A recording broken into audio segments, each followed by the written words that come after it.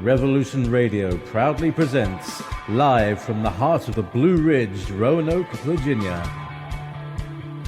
It's the Just Bernard Show with host Bernard Alvarez.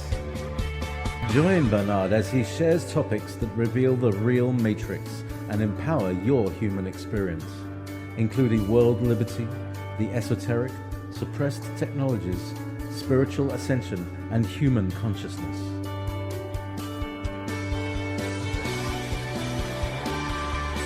Humanity has awakened, and our time has come to realize our full potential.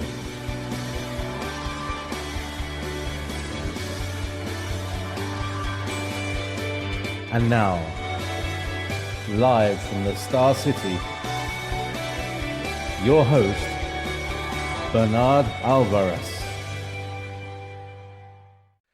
Anyway, so without further ado, let me tell you a little bit about our guest today. And I'm going to cheat and read the bio from the back of his new book. Let me show you the cover. It's called Enlightenment Now, Liberation is Your True Nature. Those of you that are watching us on video can see the cover.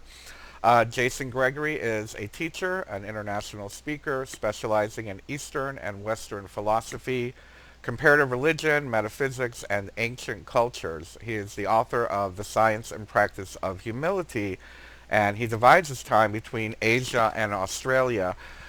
Jason has been on the show before, and I think I started watching Jason and his work, back during where you did the Hangman tour with Ben. Was that you? Yeah. That was you. Anyway, welcome to the show, Jason. How are you today?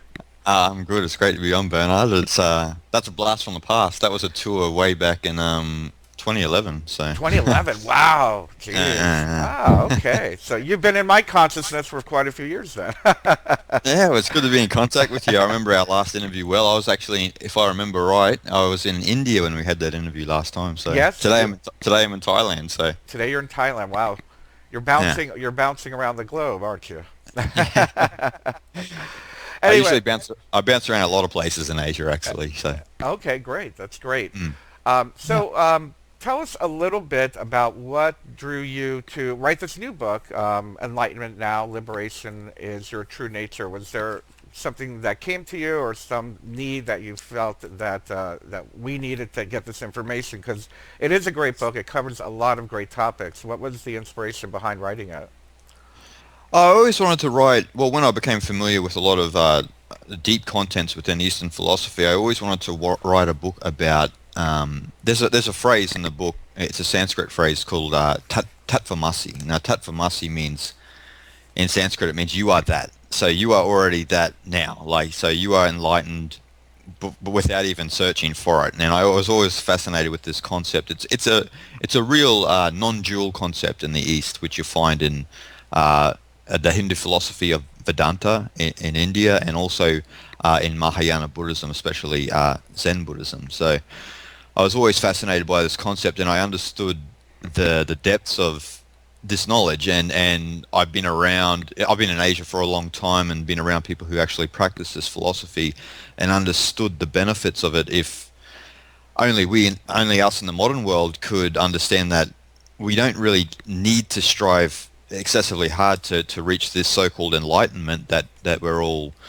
searching for, because it's already innate within ourselves. So we only just have to get kind of get rid of a lot of the garbage that we've accumulated through our life to realize this. But we have to get out of the strong sense of the person to realize this deeper essence within ourselves. But as you know, Bernard, we live in a culture where it's, in a world at the moment where it's, they believe it's beneficial to be a person very strongly and to be better than other people and to stand out more than others. And though that is great, if we don't understand this other perspective, then there is a sense of emptiness in our lives if we don't understand this deeper essence of ourselves. So that was kind of the drive behind me writing this book, and I wanted to there's been other books that have been wrote from particular traditions, like I mentioned, Vedanta and Zen. They have wrote from their own perspective. I wanted to sort of encapsulate the whole mood of that concept of tattvamasi, that you are already that now from an objective perspective. So from me, I'm not part of any of those traditions, but I'm a great lover of all of those traditions. So I thought it was a great opportunity, and I hopefully I've done it justice for everyone else out there. Well, I really like how you say that enlightenment is already within us. That's one of the things that, one of the ways that I teach is that it's about, like you said, uncovering that which is already within us. It's not something that we necessarily find out there. It's something that we kind of, I guess, peel away the layers of, well, ego constructs and societal constructs and programming and whatnot to find that essence, that connection of the divine within us. Is that kind of the way that you want?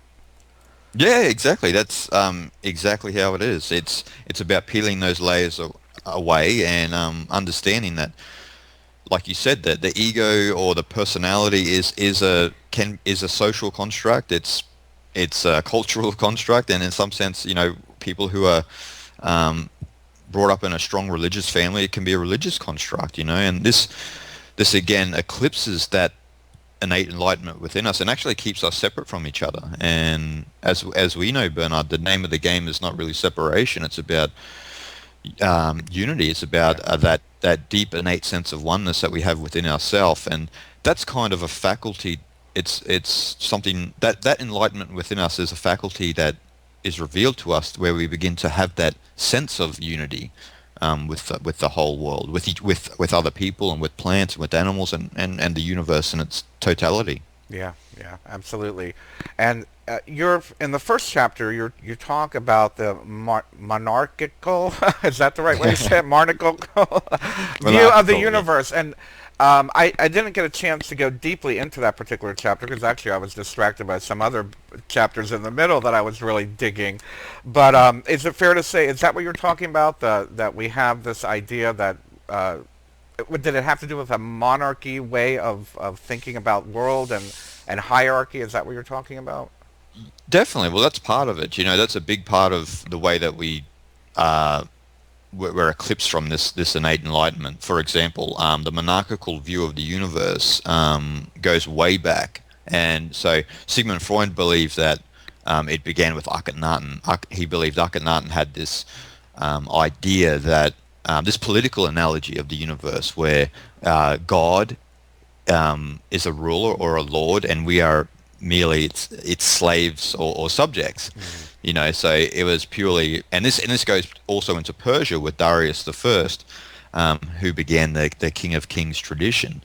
And he was actually, at that epoch of time, there was Pythagoras, Lao Tzu, and Confucius in China, Gautama the Buddha, and then those four all had a similar worldview of connection and how we are actually connected to the divine ground of being. And then Darius the First comes out of nowhere in the same epoch and says, and has a political analogy which says, no, God's not a part of us. We are not part of that. It's separate from us, and we should feel subject to a king. And obviously this rules this serves the establishment, but it doesn't serve people psychologically, because as we know, if you look into a lot of the Western religions, if we look at Christianity, for example, a lot of people develop a deep sense of guilt for things for natural inclinations and things that they do, or things that are natural to them, because they think that God's always looking over their shoulder or so forth and so on. And we know that from our modern perspective that this is ridiculous. So the idea in the East was never monarchy. It was always about that you were part of this greater divine ground. And that's why you see phrases like within the Chinese text, the Tao Te Ching. It says the Tao loves and nourishes all, but does not lord it over them. So there's this concept of balance and unity and connection, as opposed to feeling subject to some sort of higher power. And so this monarchical thinking becomes kind of a deep-seated way of thinking within our culture. Not even just in the West anymore. It's also in the East, because the infiltration of other Western religions in the East and so forth and so on. So this is kind of a big thing that eclipses this idea of that we are enlightened within, because a lot of people believe that they don't deserve to be enlightened within because they are separate from Yeah. God as opposed to part of it. And that it makes a lot of sense what you're saying, because I believe that a lot of times the language that we use, especially within our mind, plays a lot on how we view ourselves. And you said it perfectly, that the language of God is King, or Lord of Lords, King of Kings, the whole, again, the monarchical vocabulary and vernacular that goes on within our psychology does create that separation. And I guess when we're using that language within our mind, it does make us feel separate. And like you said, it's been going on for thousands and thousands of years. I guess it would go back to the Egyptian times, right?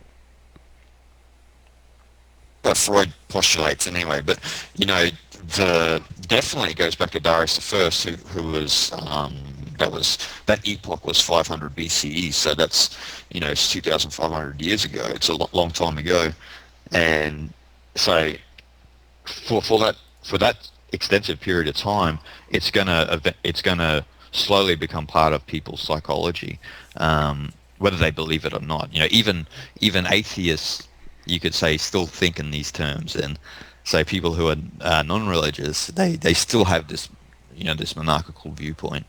Yeah, yeah. And it's one of those societal things that we talk about peeling away the layers of getting to our inner enlightenment. And this is one of those, I believe, I don't want to say obstacles, but distractions, perhaps, psychological distraction. Yeah. No, definitely.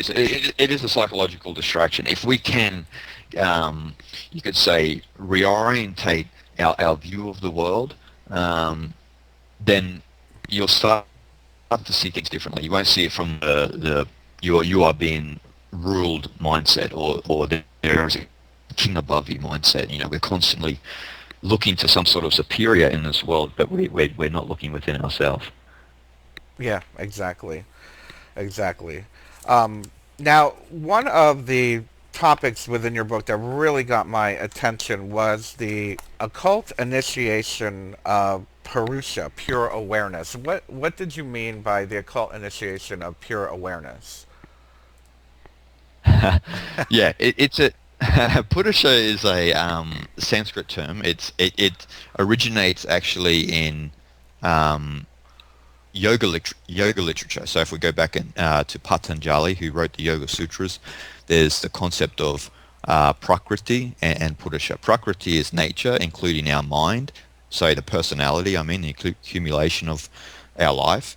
And there's Purusha, there's pure awareness, unstained. It's the aspect of your transcendental self. In Vedanta, they would call it Atman. Now, the occult initiation of Purusha is actually beginning to evolve your perception. So beginning to see reality from a higher perspective, you could say. So an evolved view where you don't, how can I say, you don't see things partially. You see things very impartially. You have this greater sense of unity. So, for example, in a lot of occult traditions, there is a lot of emphasis on initiation. So there's the emphasis on doing rites and rituals. This is very popular within Freemasonry, especially people who are trying to get to the 33rd degree of Scottish Rite Freemasonry. So they're always trying to ascend these levels of initiation, and eventually, people who get there, in most cases, are not very enlightened. They become very moral and noble people, but they don't have a pure view of the world. They don't see the world from Purusha. They see it from a very subjective viewpoint still. That would be like me being a Freemason, getting to the 33rd degree, and Jason is still seeing things very subjectively and making decisions for the world and for himself based on his own personal agenda, you could say. Mm-hmm. Whereas in the occult initiation of Purusha is when you get into those older Eastern traditions, the idea of initiation was to refine your consciousness back, like as we were talking about earlier, peeling those layers back until that you do begin to operate from that that what we would call in English the transcendental self, or the non-dual being connected to everything and operating from that perspective. And so you're operating just from pure awareness. You're not operating from Bernard or Jason. We're not operating from these subjective elements. So this is why in the East they always say, imagine if a sage became a king. It's kind of a parable to kind of, because a sage can see things purely, where a king is still out for himself. He's still self-interested, right? So a sage sees exactly what is needed as opposed to what he thinks is needed. So Right. that, yeah. And I kind of like that concept of what you're saying. Well, the difference, because it's interesting. I actually do I do initiations with some of my students. Well, we do neo-pagan, for lack of a better term. But I always say to them, I said, you may do the work, you might do the studying, you might even have the ritual to take you to that next initiation, but that's only the physical initiation. There is the spiritual initiation. It really has absolutely nothing to do with the physical aspect of the work that we've done. Exactly, yeah, and it's not a beat up per se on rituals either, Bernard. It's like what you said. There's got to be an emphasis on something deeper within yourself. Like the external rituals are there to try and reveal that. I guess the problem within a lot of occult traditions and a lot of spiritual traditions is the focus just becomes on rituals, on the external form, and this was a problem in between Confucianism and Taoism in China back thousands of years ago, because Lao Tzu and Confucius would always go back and forth with their philosophies, and Confucius was always like, we've got to do this, we've got to do that, it's got to be, there was always an emphasis on ethics and etiquette, and Lao Tzu's like, that's ridiculous, that's all still focusing too much on the external form as opposed to the internal. So he was not really beating up external rituals, but he was saying the problem is the external focus. So there has to be this, any initiatory process, there should be the revelation of this deeper self within ourselves. That should be the so-called goal, I would say. Mm-hmm. Absolutely. And so to get to that place, I'm guessing that you would suggest any type of particular practice. I mean, does it start with the awareness of the separation, and then perhaps doing practices to bridge that divide or to peel away the layers? How would you best suggest to go about something, this type of work? Well, yeah, inner self work can be a difficult process for a lot of people, because we're trained to be external creatures, if by society and culture. So the best methods, there's been methods for thousands of years to mention the best methods, but there's numerous methods. For example,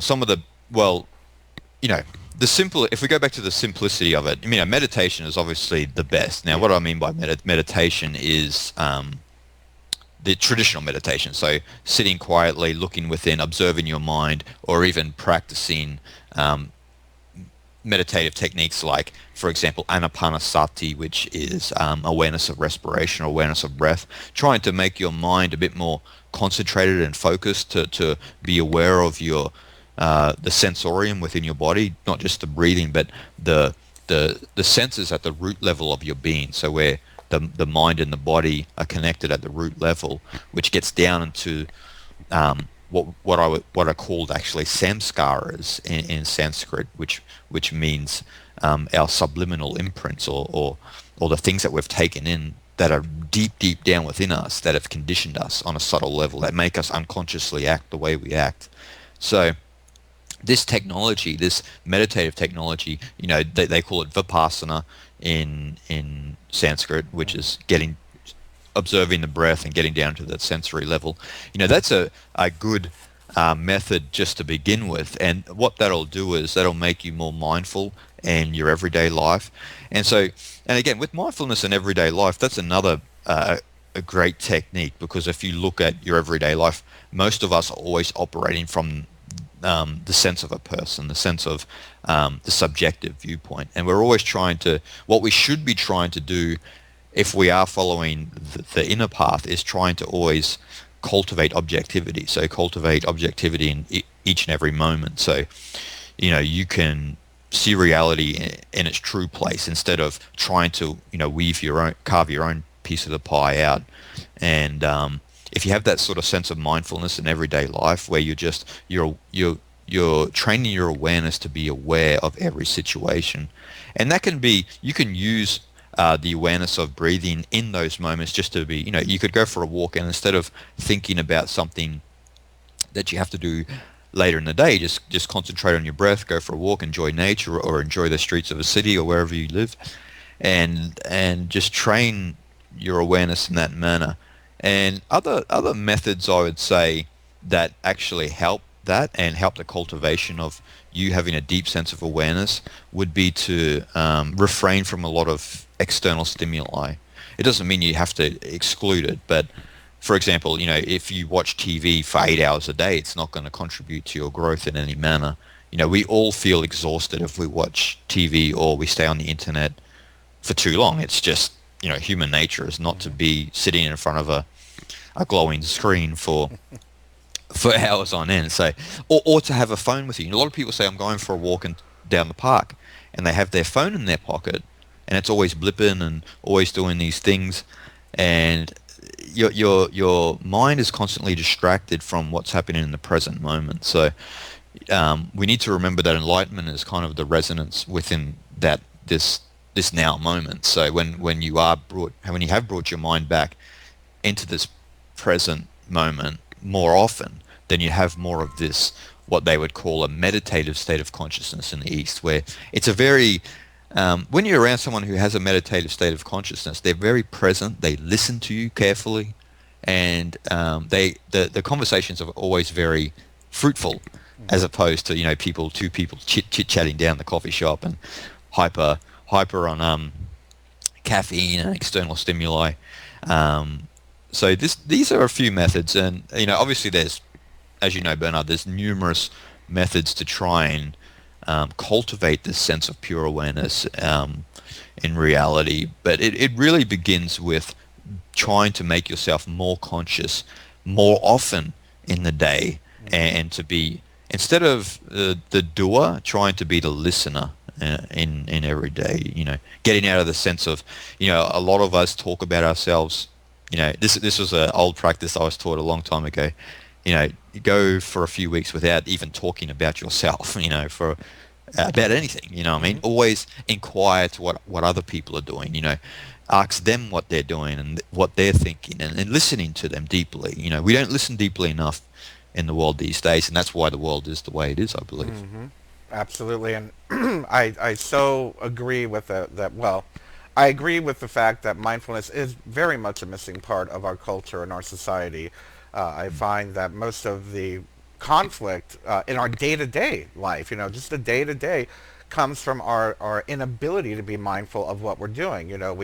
We speak over other people, we drive poorly if we have an automobile, because we're not paying attention. And I feel that's what it comes down to, is being in this moment, paying attention, being conscious of and I talk about this quite often, is being conscious of what your senses are seeing, hearing, feeling, tasting, smelling, and embracing that. But not only that, like you said, I call it being vigilant as to what we present our senses with, entertainment or cell phones or movies or whatnot.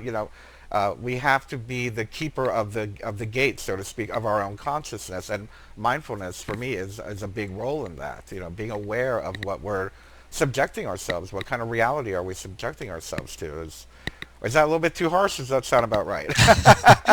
Well, I think that's it. You hit the nail on the head, because a culture without mindfulness is the culture we have now. It's a culture of people, chiseling off each other and being super competitive and not really being aware of the greater picture in their own life, and also in the greater totality of life. So, if we, like you said, if we had this greater sense of mindfulness, we would be more mindful in the car. There might not be road rage, right? All of these things, but there has to be a personal act of courage on the person's part to implement mindfulness in their everyday life. And even if we look at successful people in the world these days, if we look at great entrepreneurs and so forth and so on, you're reading the literature now about how they've implemented mindfulness from a young age, which has benefited their business, benefited their own practice, their own life path. And we're coming up on a commercial break right now. When we return, we're going to continue our discussion with Jason Gregory on his new book, Enlightenment Now. And I've got a lot more deeper topics to get into. We'll be right back.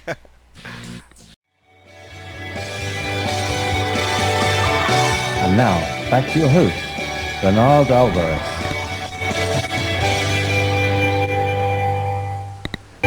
And welcome back to the Just Bernard Show here on Revolution Radio at freedomslips.com. We are the #1 listener-supported radio station, so by all means, please, if you can, make a donation, keep these great shows on the air. And if you happen to make a donation, make sure to mention the Just Bernard Show.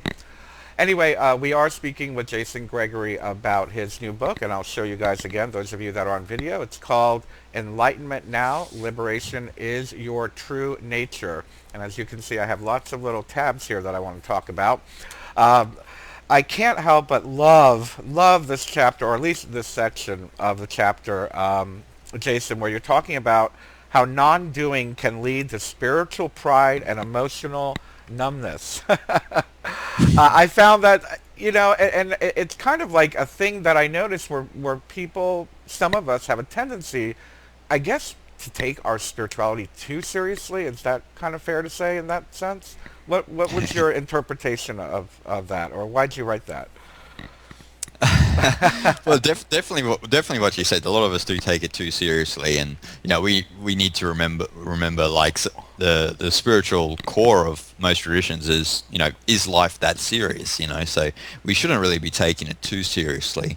In a very serious context. I mean, it's serious and it's not serious, if you know what I mean. Yeah. It's the non-doing aspect obviously is a key element in any sort of form of spirituality, because we are in a world where people are super doing, they're doing, they're very active and so forth and so on, and we're not compensating for the non-doing aspect. But also, the flip side is, because we are an extremist world at the moment, we go from being super active to being super inactive. And so we don't have this balance of, in China they would call it the yin and yang, the yang being the masculine and active, and the yin being the non-doing and the receptive, and the feminine element of the universe. And so we need to have a really fine balance. Obviously, in the world today, we are in a super active culture, so it's too young. We see this because even when, for example, Chinese medical doctors will examine someone who is sick, the first thing they'll say is, "You've got to slow down. You're too stressful. You're too busy. You drink too much coffee, so forth and so on." And they would say, "What we require you to do is to be more passive, to be more receptive, and to rest more, to value sleep more, and so forth and so on." But when you go into the extreme, the other end, which is what we're talking about, is you can get into a psychological aspect, which was it's a term called spiritual bypassing, which was coined by American psychologist John Wellwood, and that's really about using non-dual teachings, especially from the East, to suppress or to ignore deep psychological problems that we have within ourselves. So psychological pain or hurt that we have not made conscious, we just use these teachings to suppress more. So, for example, Vedanta is one of the great traditions that I love. But the Advaita, the non-dual part of that tradition, you'll see a lot of people will do this, and when you meet these people, they can react very spontaneously angry and so forth and so on, because they've had a lot of they have bypassed spiritually a lot within their lives. So they're trying to be more receptive as they can, but they're not. They kind of lose a sense of how to even communicate with people and how to be engaged with the world. That they've become that desensitized to everything. So, that's one reason why I wrote that. And there's many reasons, but that specific reason, because there can be a lot of pride, spiritual pride, from people who believe that they are pure and they don't act worldly at all in any manner. And as we know, and as I know, if you're around certain masters or teachers, they still do have bad tempers sometimes. Oh, They still do. They might have a beer every now and again. We're human. And we're here also to enjoy the fruits of the world, and we're here to also experience things on a personal level. And it's not about. I like once Alan Watts, he spoke about this because people were confused because a lot of people were becoming interested in Zen Buddhism, and Zen's a very unique tradition on its own, and a lot of people, especially Americans at the time, were confused because Zen masters can be very stern and very they can be on point a lot, you could say, and they will be very sharp with their words to people who are ignorant of themselves and so forth and so on. So there are people who were a bit confused about that, and what's kind of took their focus away from trying. Look, spirituality is not about becoming superhuman. It's about becoming radically human, and that means not being at odds with your own humanity. And I think the problem with spirituality today is a lot of people are at odds with their own humanity. They think that, for example, getting angry sometimes they might think is a very bad thing, and anger itself can be a healthy emotion if it's not turned into aggression or violence. Anger can be it can contribute to compassion and other virtuous emotions that we have within ourselves. So we shouldn't strive to be at odds with our own humanity and try to be superhuman. We need to be radically human, as what they say in the East. A lot of Eastern traditions are actually about being human, and because their perspective is that most of us in the world haven't become human yet. So yeah, and I agree with that completely, and I speak about it quite often that, well, first of all, one of my favorite taglines that I use for my work is empowering the human experience. And that for me, enlightenment, or the awakening process, as we like to call it, many of us in this work, is about becoming more authentic and not denying our humanity. We're here incarnated in a human body to experience humanity, not to, excuse me, not to run away from it. And I love what you said, that, it doesn't make you less spiritual if you're angry once in a while. And as long as you're not reacting with rage or hurting somebody, we're here to experience those emotions and to be more genuine. And I find that more authentic and more genuine is what leads us to a greater self-awareness. Exactly. And I like that. That's the perfect word, Bernard. Authenticity. That's what we're striving to be, an authentic human being. That's what I believe we're here to do, is to be as authentic as we can, and that contributes to the greater totality as well. Because there's nothing more silly when you're around someone who is of this spiritual nature, and you feel this emotional numbness from them. They have no.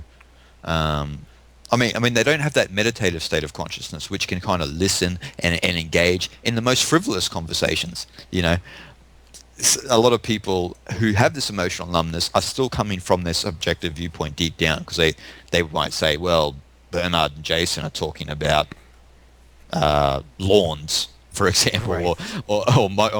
or mowing lawns. How ridiculous! So I'm just going to stay present and not engage with their conversation. It's like, it's okay. It's a silly conversation. We get it, but we're just having a bit of a discussion, and we appreciate the situation. It's about finding. In the East, they always say it's about finding the extraordinary in the ordinary. So, Yeah. I remember there was actually a. David Hamilton, who was a spiritual teacher, he's passed now, but all of these people would come to him with all of these glamorous stories. They would say, I think I was Carl Jung in a past life, or I think I was Plato. And Hamilton, he was really, really quick-witted with what he said. He's like, with the grandiosity with all you people, I just want to, I'm more interested in the ordinary stuff of life. You guys are always looking for this grandiose aspects of life about yourselves, and it's still ego driven. I want to feel and appreciate the ordinary in life. So, and this is what it's about. It's about getting out of the Vegas mindset, is what I say, the bright lights, and getting into the ordinary and appreciating every moment, because every moment is beautiful. Yeah. Yes. Being more human. And as we begin to develop that sensory awareness of being in the moment, being connected with our emotions, being connected with the world around us, one of the reasons why I practice pagan ceremony or whatnot is to attune myself with the energies of the earth, whether it be the seasons or the lunar cycle, whatever it may be. Because for me, and you talk about it in this book, which is what I'm bringing up here, is that everything is energy. And when we can be aware of that energy and connect with that energy, it helps us to align with who we truly are as spiritual beings. And I wonder what your thoughts are on, we use energy, we throw that word around so much, but what are your thoughts on this idea of, universal energy, life force energy, chi, all of that, and how much does that play a role in our enlightenment? It definitely plays a role because if we're not conscious that we're an aspect of that energy, of that divine energy, call it Brahman, call it Tao, whatever you want to call it. We can also, in Taoism they say you begin to try and swim against the current, against the river, and then you begin to, that's how you suffer in life. You are fighting the stream of your own life, and your own life is a product of that energy. And this may seem like a cliche because a lot of people may have heard this before, but when you align with that energy, your life begins to unfold in a very synchronistic manner. You see synchronicities in your life, or you have spontaneous meetings with people that was meant. It was meant to happen, and your life has a certain order to it. In Neo-Confucianism in Korea, they talk about this. They talk about the Taeguk. They talk about this order of the universe that we can, tune into, we can sink into and move with it, as opposed to fighting against it. As we look in the world now, there's a lot of people trying to swim against the river and not realizing that, look, sometimes I've just got to accept certain things and go with it. And, there's a beautiful thing about that. That's why in particular paths like Buddhism, they practice radical acceptance, because there's certain things in life that you just can't make happen, or you just can't change. They're just there. And as no matter how hard you try to change it, you're only going to suffer as a result. So you might as well just accept it, and I mean really accept it, and then go with it, So, a lot of people, I know that a lot of people, for example, in America especially, are up in arms about Donald Trump being the president of the United States. Now, I don't know what people can do to try and change that, but how willing are we to just, accept it and try and move with it?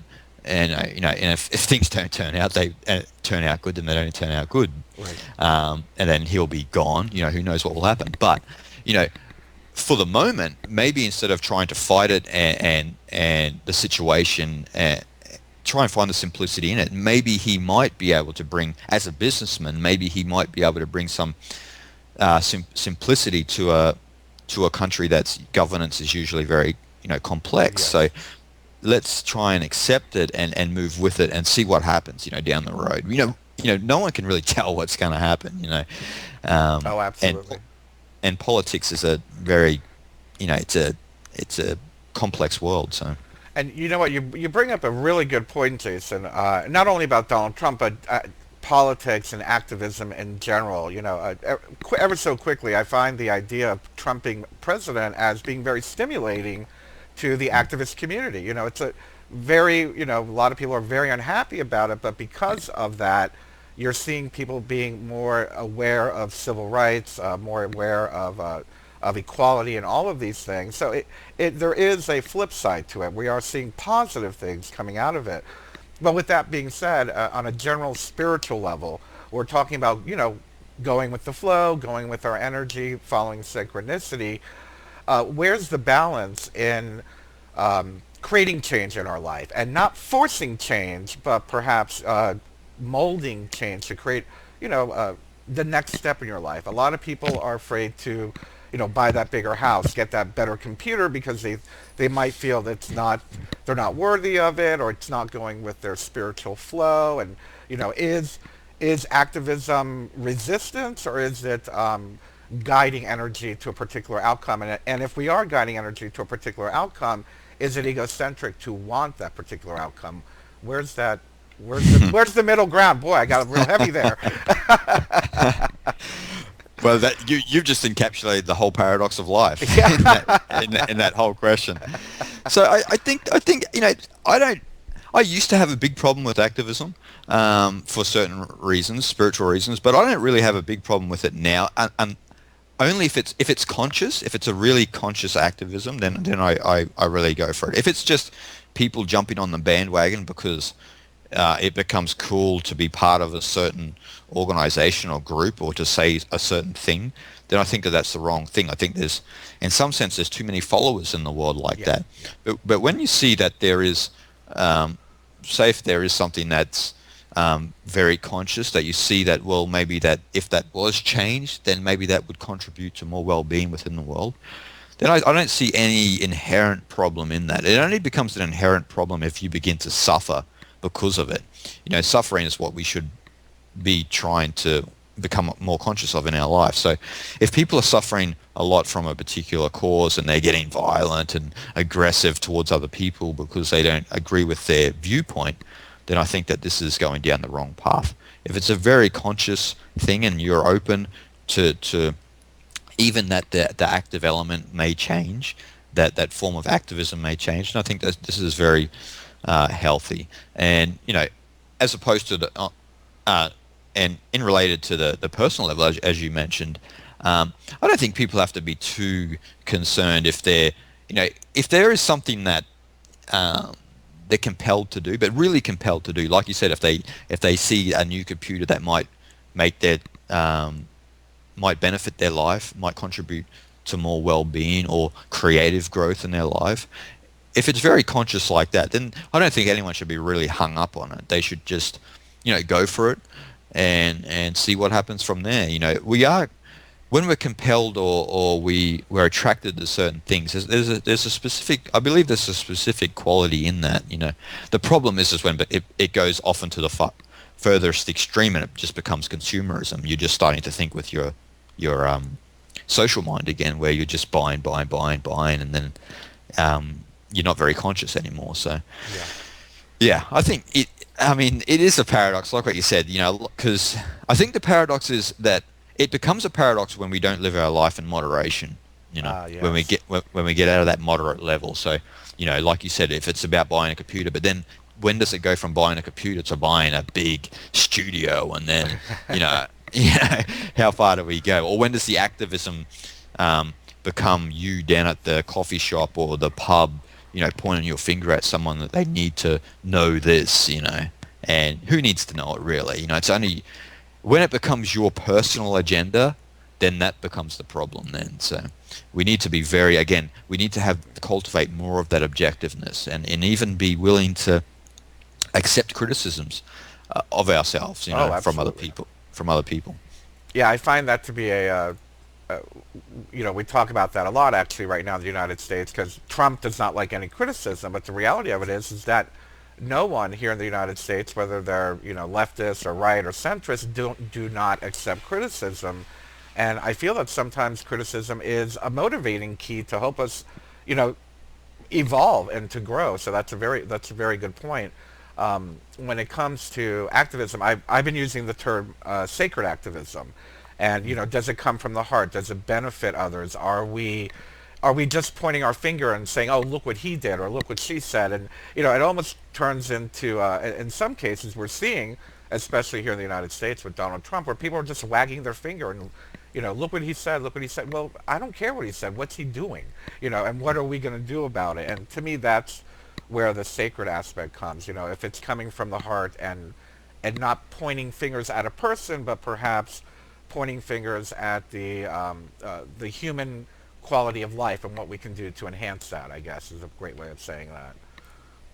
Definitely, yeah, and that coming from the heart is what we all should be cultivating. You feel this. Even people get very angry and aggressive on social media. Even not even just in normal life, they get aggressive in that on social media because a lot of people, they don't come from the heart a lot of the time, so they use technological devices to to troll and to try and get a reaction from somebody. And when you feel this, what I say to people is people say to me, what should I do when people are like this? They're trolling or they're aggressive with me like that in the normal world, and they're not coming from the heart. And there's nothing really you can do about them. You just you got to just ignore it and. I call it SOB, scroll on by.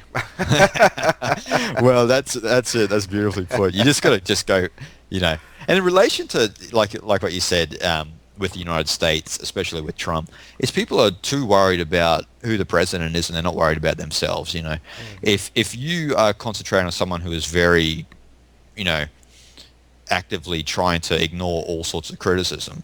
What about people in the ordinary world in the US? I know in Australia and Thailand and places like that, I live in around Asia, a lot of people will do anything to not get criticism. Yeah. And as you know, Bernard, and as I know, being creative people and being known somewhat, you have to take. I mean, you're going to get criticism. Not everybody can like you.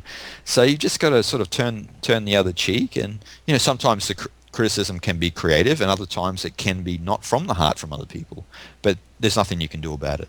Absolutely, and I can relate. I mean, I get hate mail. I get love mail, but I get hate mail, and that's just a part of life, and we can't take that personally. And criticizing a general thing versus a tiny little detail is, one might be helpful for us to grow and to learn, but the other is just like, well, they're just criticizing my hair looks bad today, or something like that. But Jason, we're almost running out of time, but ever so quickly, I wanted you to touch on I believe it's the last chapter, the journey is the destination and the destination is the journey. People are so goal-oriented. What is the goal? To not be goal-oriented? To be happy on the journey? What is your advice on that? Well, when we look at all of our lives are just process. We're seeking goal after goal. We're striving for it, and we get nowhere really. Every time we get to a goal in our life, it feels like fairy gold. It feels like something that we can't touch. It's not real, not tangible, and we lose the sense that the journey itself is the destination. Like the process of our life is the destination. And you hear this with a lot of artists, in the world. They people who have been skilled at a particular creative craft for a longer period of time understand that it's the actual process of life that is important as opposed to getting to specific goals. And I know this as a writer. I used to, strive to get to the publication of my book, and then when you get there you realize, wow, I missed out on all of these things that was happening at that time that I could have really appreciated. And so this is really, I mean, there's deeper spiritual aspects to this, but that's really the crux of it. If we're not engaged in the process of our life, then we're going to miss out on a lot. And we have to always remember that life is in the immediate moment. It's right now, and it's not at a future destination. And the core philosophy of the East is to try and get out of striving. And the best medicine to try and get out of striving is to enjoy everything that you're doing in the immediate moment, and realizing that even if you do have a creative goal in the future, that if you're not enjoying it now and you're not in the flow or the process of that outcome, then you will miss out on a lot of great things. And actually, if you're like that, if you're too goal orientated or too striving to reach a particular goal, most times when you get to that goal or you produce that creative juice, it's not that great in the end. Wow. Well, that's a perfect note to end on. I thank you so much, Jason. Everybody, please, by all means, the name of the book is Enlightenment Now, Liberation is Your True Nature. It's available on Amazon and other great booksellers, so take a look. Next week, we'll have James Olson's going to be here talking about how we can use both parts of our brain to make the world a better place. We love you, everybody. Have a great week. Bye-bye.